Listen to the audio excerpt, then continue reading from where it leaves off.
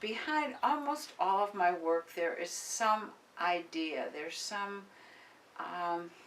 message that I want to send, or there's something that I'm dealing with that I think might be important or universal for other people that are dealing with the same kind of issues.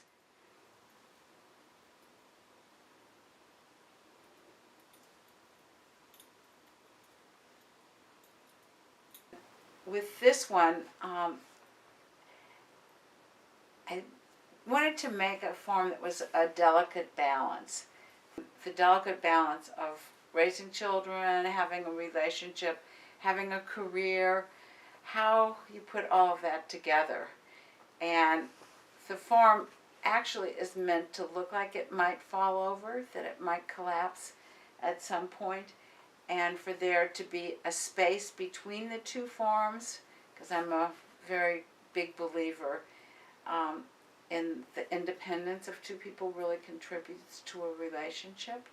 So I kind of wanted to put all of that into this piece, that it really is one form. There are two pieces and neither of them read very well if you separate them and you view them as a single piece. But together they make a much more interesting, solid form. Contemporary basketry, that was sort of what it was all about, was not necessarily a vessel that could hold something, but it was the suggestion of an interior space, that this holds ideas, that it is empty containment. Kind of understand that the space is there to hold the ideas that you're trying to talk about. And I think about baskets as being a vessel. And of course I lived all through the women's movement too, and so there were many conversations and ideas about a woman's body being a vessel for the continuation of life, for nurturing, for obviously childbearing and so forth.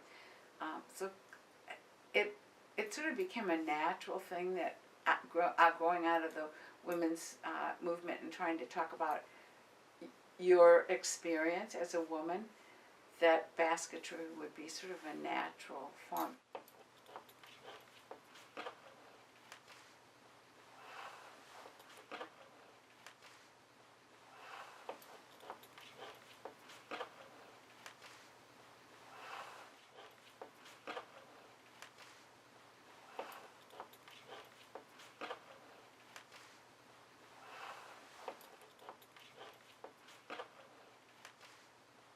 I guess I like to observe how people interact, and many of my pieces have to do with my children or other people's children, that have to do with human relationships and how difficult they are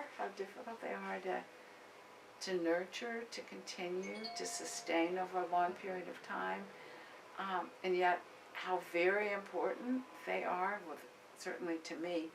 And I don't just mean male-female relationships or partnership relationships. I mean friendship relationships besides that are extremely important. And seeing my own children grow, of course, helped me reflect on my own childhood, but also seeing what at times seemed impossible, that they outgrew things that were impossible, and that kind of what role I had in doing that. I made a lot of pieces about the desire to protect my children, but then also the need to put them out in the world and putting your foot down. So I did a lot of artwork that had one farm hovering over another one, but the one smaller farm pushing out, because I thought there was always this push-pull between protection and pushing out into the world. This is probably about a mid-career piece, and I started out making, just making free form pieces that I just knotted and created a structure. And then at some point I thought, well, if I wove over something, that it would be easier and I'd get a smoother form. So the first things I did was weave over some styrofoam forms that I found, and I was doing pattern work and so forth using color, and I wove over those. And after a while that was very boring, and I got the idea I could really extend this in a sculptural way if I bought blocks of styrofoam and I carved them into the shape I wanted.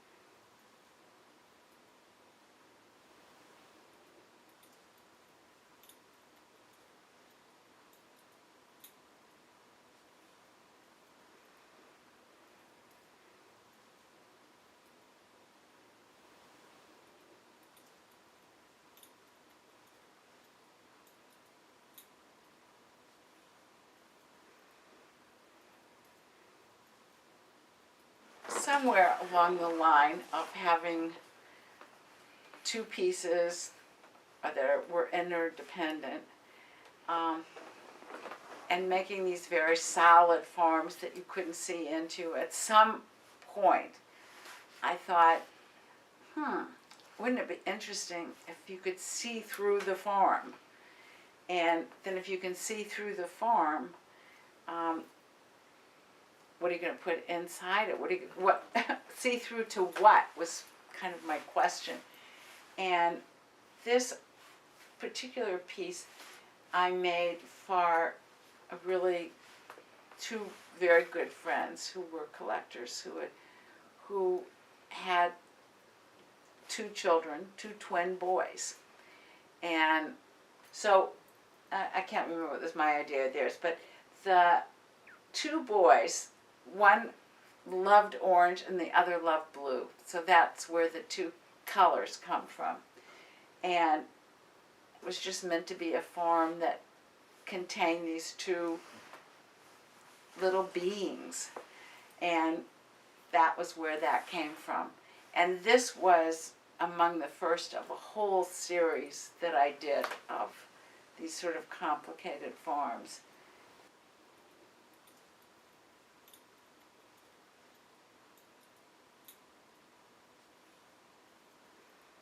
Life isn't rigid. It takes all kinds of twists and turns, and I really liked organic, moving forms better than this static looking of my early work.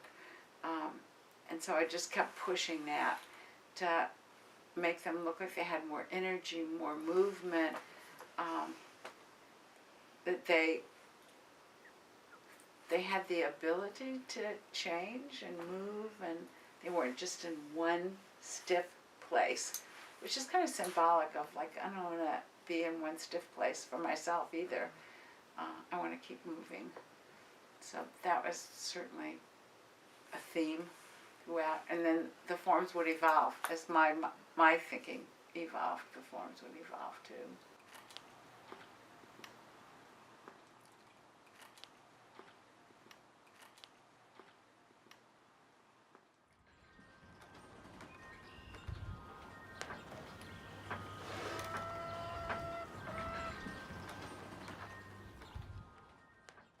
I'm Joanna Schanz, and I am from West Amana, Iowa, one of the Amana colonies, and I'm a willow basket weaver.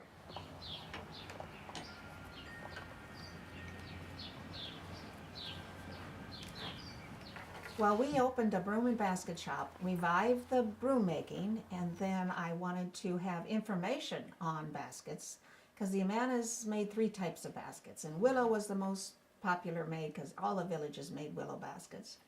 And everybody said, go see Philip Dickel. in Middle Amana. So I went to Philip Dickel and I says, can you tell me about the basket making? And he says, I'll show you. And so we cut the willows. He showed me how to sort the willows. And then he sat down and showed me how to make a basket. And then he sat me down and showed me how to make a basket. So that's how I learned.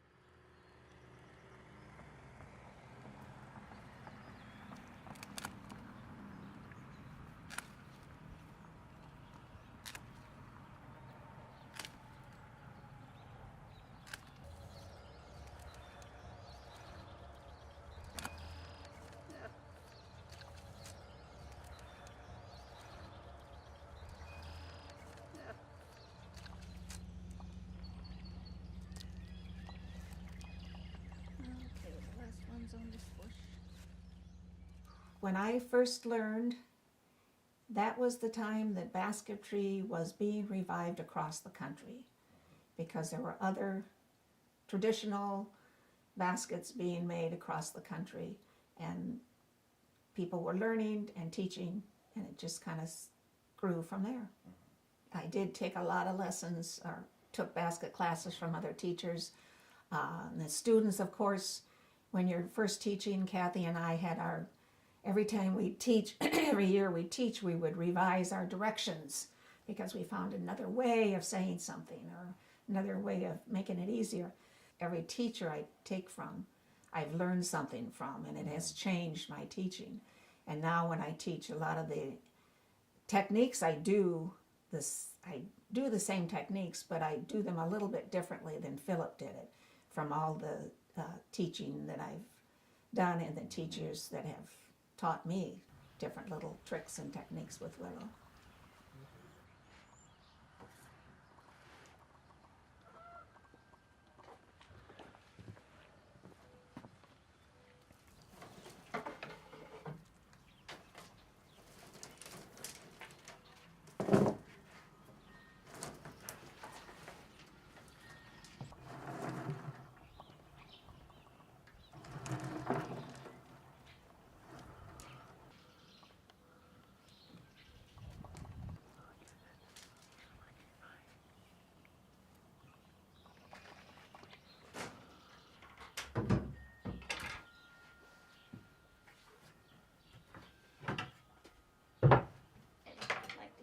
A little more than a knife.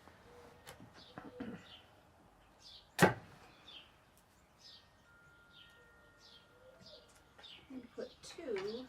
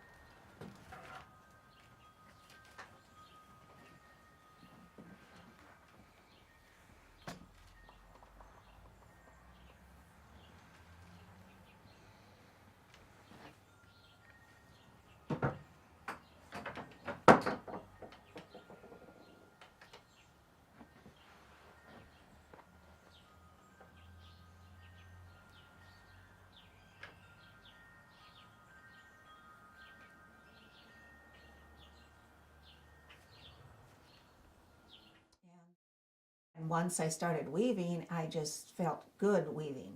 I enjoy harvesting, cutting the willow, bringing it home, and then sorting it. A lot of times when I'm sorting, I'm thinking of baskets that I want to make. I find old baskets that I want to make a copy of, and just sorting the willows and selecting the willows to weave. And a lot of times when I sit down, my husband will tell you I do sometimes get lost in my weaving. But also raising a family of 4 children, they were involved. They really didn't weave, but they were very tolerant of their mother and the messes that she made on the back porch or in the house with her weaving. And it was just, when I make a basket and complete it, it just feels good to have it done. And it just seems like so many of us basket weavers, it's in our blood. And I know a lot of people, I've noticed, they start basketry and they try different styles of baskets, different materials, and then they settle down into the material and the weaving techniques they enjoy that speak to them. And I think that's what the willow weavers, those of us who weave willow, we've done the same thing. I've experimented with round reed, and it was okay, but the willow is what I really enjoy weaving with.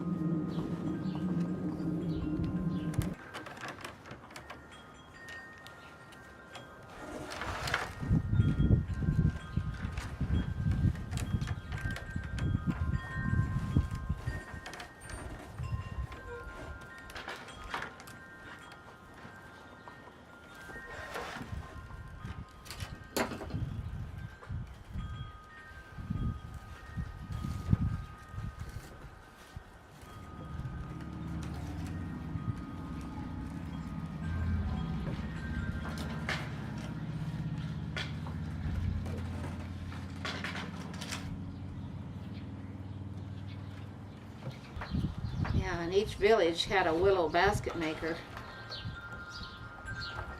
And they were responsible for weaving the baskets the village needed. And of course, a tremendous amount of the baskets were used in the gardens. And of course, there were sewing baskets.